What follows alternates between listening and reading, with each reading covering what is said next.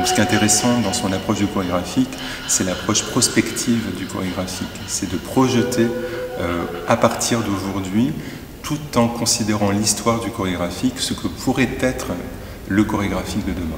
Mais ce que je trouve assez significatif, c'est Christian, il entreprend ses créations non pas sur un thème, il entreprend toujours ses projets par un espace. Et en ça, il travaille c'est assez proche des artistes plutôt plasticiens. Le dispositif est quelque chose qui est pensé très en amont de la proposition artistique. Et pour moi, par exemple, c'est très différent.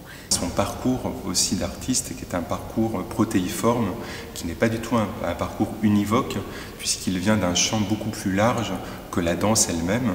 Elle entretient un lien absolument important avec des disciplines très diverses et très complémentaires, les arts plastiques, la musique, le costume par exemple, la littérature. Moi j'ai toujours trouvé que lui, il a fait tout à l'inverse parce qu'il a commencé, la première pièce de lui, c'est celui qui s'appelle 100% polyester.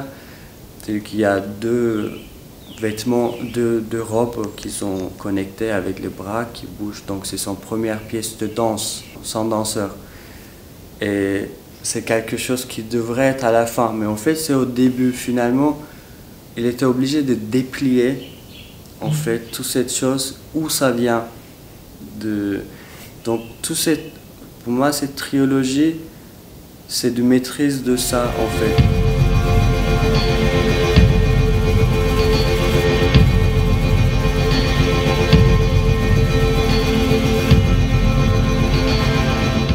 知道他是一个在法国的舞蹈圈里面非常受到法国舞者尊敬，然后崇拜的一个艺术家。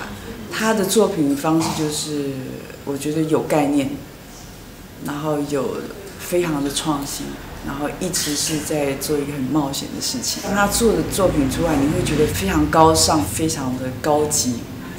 那我觉得这是一个 Christian 他很大的一个特点。Et je trouve que c'est un artiste et un directeur qui nourrit énormément les collaborateurs qui travaillent avec lui.